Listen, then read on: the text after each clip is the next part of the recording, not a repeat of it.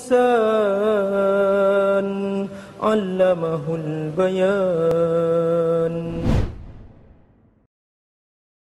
Bismillahirrahmanirrahim. Assalamualaikum warahmatullahi wabarakatuh. Alhamdulillah wassalatu wassalamu ala Rasulillah wa ala alihi wa sahbihi mawala. Sahabat Cafe Hikmah rahimakumullah, salah satu hikmah yang sangat berkesan dalam hati Abi Amir adalah apa yang dinyatakan oleh Imam Syafi'i. Imam Syafi'i suatu hari menemui gurunya, menceritakan bahwa sempat pandangan mata ini melihat sesuatu yang haram. Ya, ceritanya bagaimana? Yang jelas sebagian mengatakan bahwa sempat melihat tumit saja, tumit seorang wanita yang lewat. Bayangkan coba, Imam Syafi'i yang terkenal sebagai seorang yang kuat hafalannya. Kalau diceritakan ya, kalau Imam Syafi'i membaca buku, dia harus ditutup halaman sebelahnya. Karena kalau dibuka semuanya, maka dua-duanya langsung masuk seperti scanning gitu. Jadi diurut, ini dulu, baru setelah itu halaman sebelahnya. Seperti itu cara Imam Syafi'i baca buku. Ketika Imam Syafi'i ingin bertemu dengan Imam Malik sebagai gurunya, semalam Imam Syafi'i membaca kitab Al-Muwatta, Muwatta Imam Malik, dan langsung hafal. Begitu pagi harinya ketemu sang guru, Imam Malik menanyakan pertama-tama, sudah kau baca kitab Muwatta? Sudah hafal. Tadi malam baca, paginya sudah hafal. Masya Allah. Itulah kekuatan hafalan Imam Syafi'i. Dan Imam Syafi'i termasuk salah seorang ulama yang sangat cerdas, karena dialah yang berhasil menyusun kitab Ar-Risalah, satu-satunya buku yang pertama-tama disusun dalam buku usul fikih. Usul fikih itu dasar untuk memahami teks Al-Quran, memahami teks As-Sunnah untuk menjadi rumusan hukum dalam kehidupan sehari-hari. Itulah Ar-Risalah. Dan apa yang terjadi? Imam Syafi'i menceritakan kepada gurunya bahwa aku sering lupa kepada apa yang aku hafal. Bayangkan, orang yang secerdas Imam Syafi'i, yang sekuat hafalan Imam Syafi'i, dia mengaku bahwa aku akhir-akhir ini sering lupa. Di sini sang guru mengatakan, namanya Syekh Waqi, tinggalkan dosa. Masya Allah. Langsung nasihat Syekh Waqi kepada intinya. Jangan lihat yang haram, tinggalkan dosa, tinggalkan maksiat. Mengapa wahai guru? Kata gurunya, ini dosa dari setan, ini ilmu dari Allah. Maka tidak akan pernah bertemu antara cahaya Allah dengan kegelapan maksiat. Tidak akan bertemu. Masya Allah teman-teman rahimakumullah. Selama ini kita menyangka biasa saja ya. Mungkin kita hidup di zaman sekarang ini yang sangat dahsyat ya. Pintu-pintu dosa itu sudah terlalu terbuka.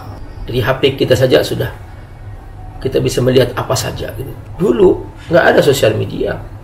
Makanya zaman dahulu itu dikatakan zaman yang paling berkah. Jadi jangan heran kalau kita mendengar cerita-cerita para ulama. Imam Syafi'i misalnya, dia khatam Al-Quran setiap hari, dan setiap 1 bulan khatam 30 kali khatam. Di Ramadan Imam Syafi'i khatam 60 kali khatam. Untuk zaman kita sekarang kita kaget. Mana mungkin bisa khatam 30 kali. Ya, itu zaman sekarang seperti itu. Pertanyaannya, mana mungkin bisa khatam 30 kali dalam sebulan? Imam Abu Hanifah khatam setiap malam dalam 1 rakaat. Masya Allah. Jadi Imam Abu Hanifah itu kalau selesai sholat Isya, udah dia berdiri, Allahu Akbar, baca Al-Fatihah. Setelah baca Al-Fatihah, baca langsung dari Alif Lam Mim, terus nggak rukuk sampai selesai minal jinnati wan nas, baru rukuk.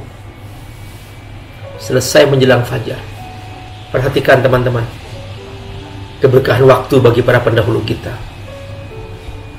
Jadi wajar kalau memang dikatakan bahwa zaman dahulu zaman yang berkah. Karena memang dulu untuk melihat dosa itu sudah sangat sulit. Mungkin teman-teman nggak percaya, gimana itu? Kok bisa gitu? Saya kan belajar di Islamabad di Pakistan dari S1 sampai S3. di International Islamic University. Saya pernah bertemu dengan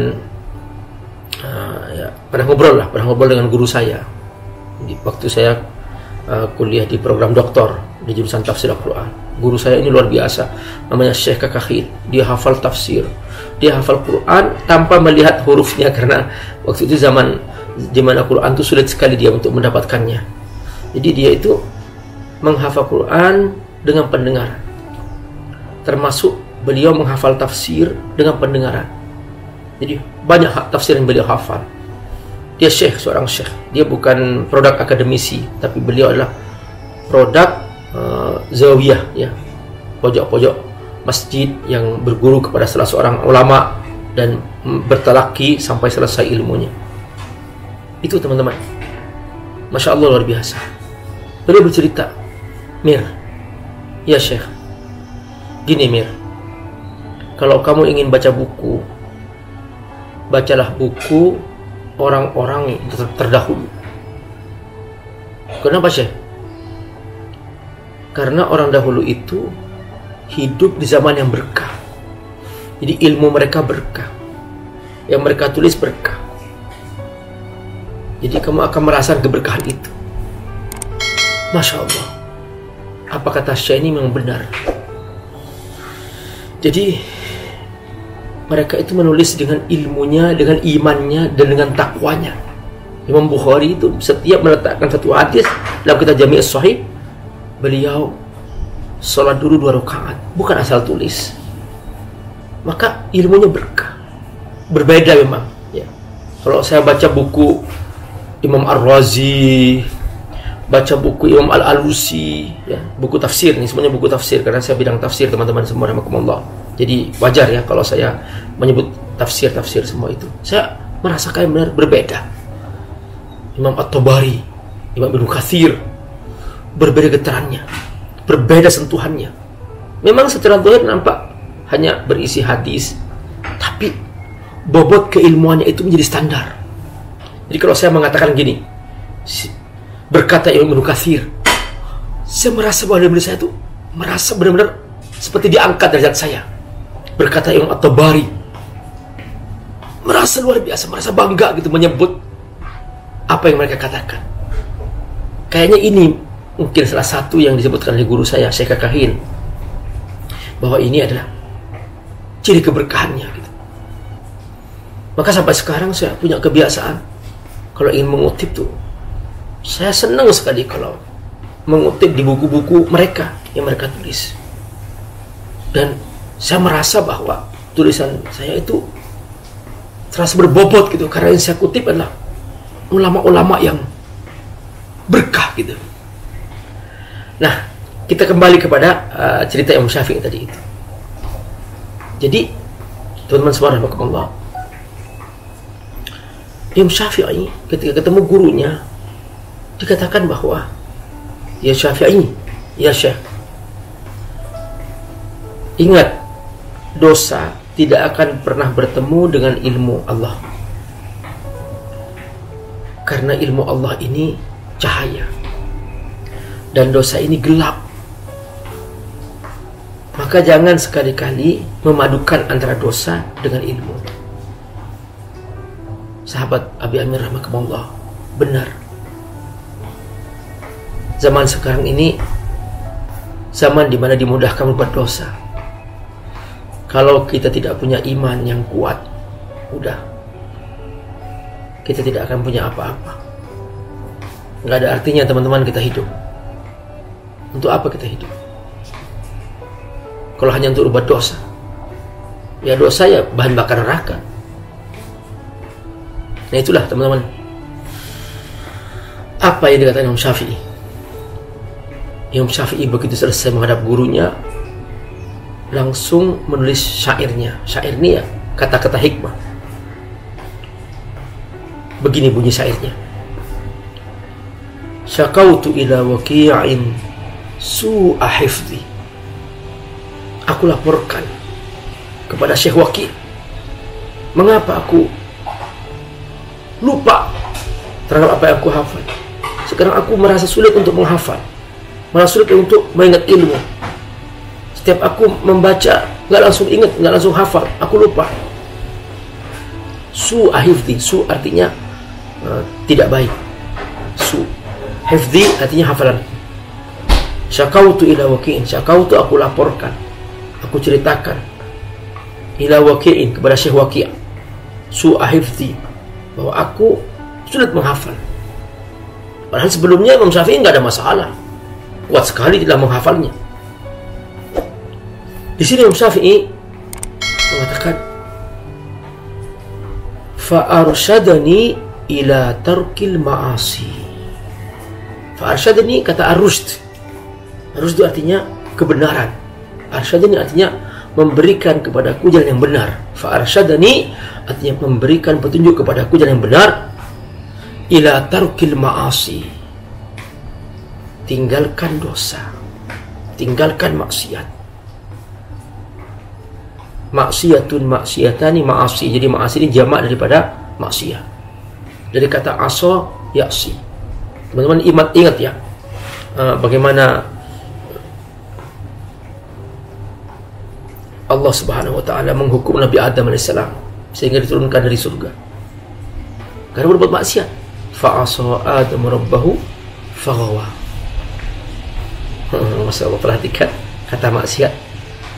Jadi ayahanda kita Nabi Adam alaihissalam dihukum karena maksiat. Fa'asa Adam rabbahu faghawa. Ya Allah teman-teman, dosa itu memang jangan sampai berulang, jangan sampai dilakukan. Kenapa teman-teman?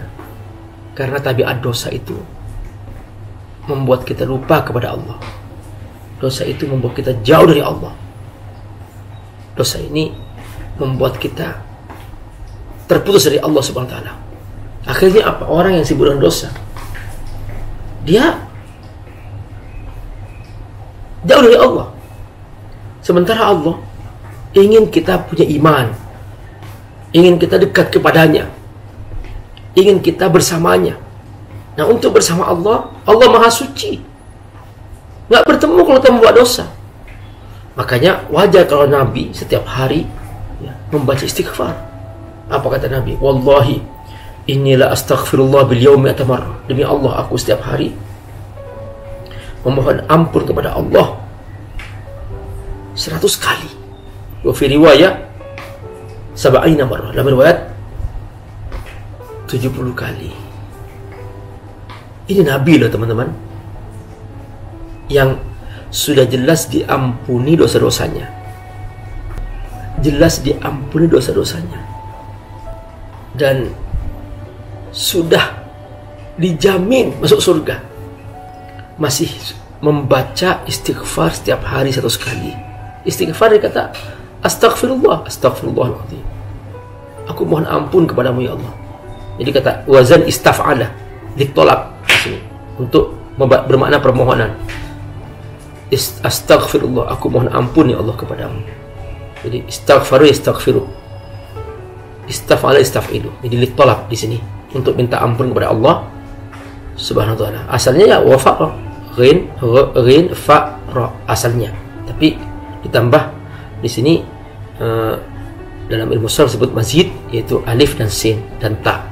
Istaghfar di situ ala di antara maknanya adalah ditolak untuk minta kepada Allah Subhanahu wa taala. Apa artinya teman-teman semua Allah?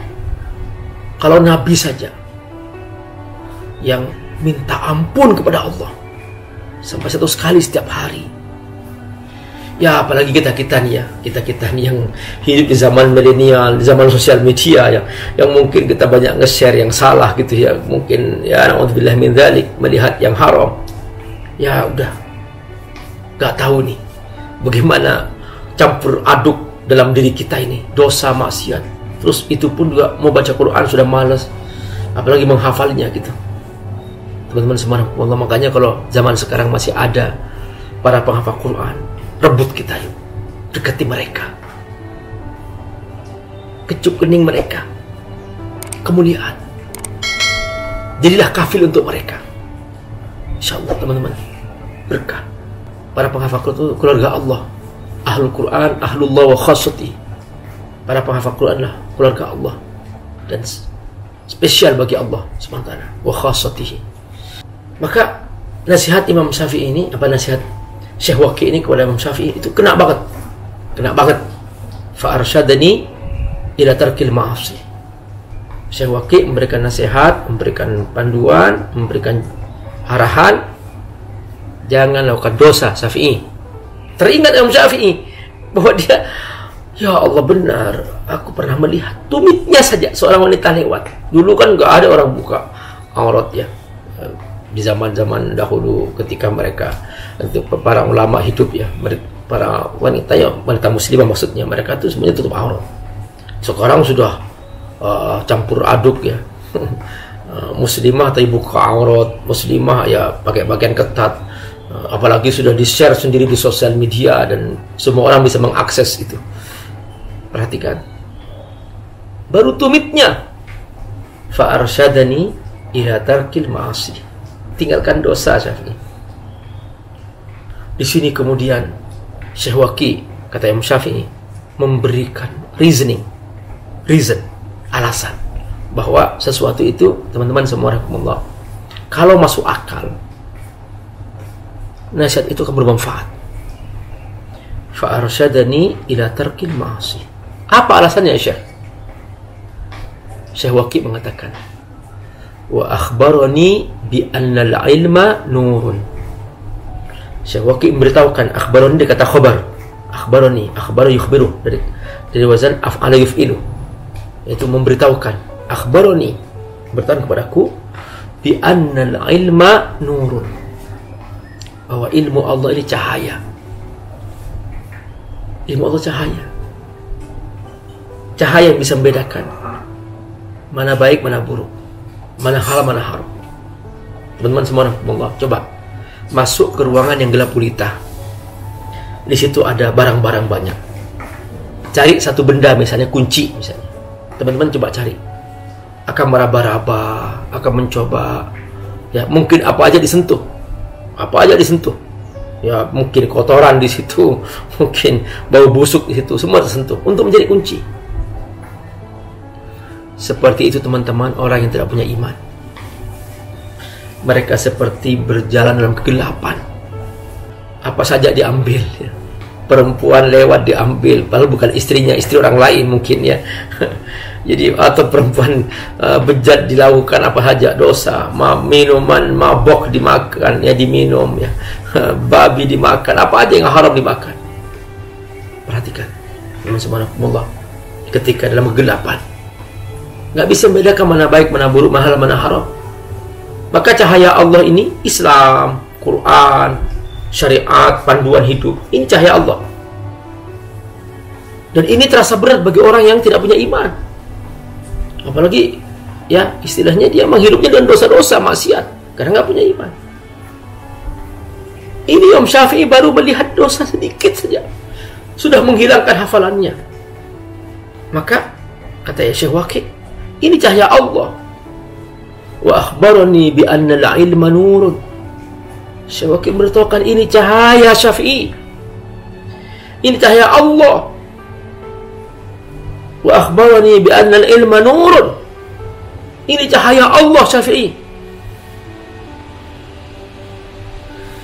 Lalu ditutup dengan nasihatnya.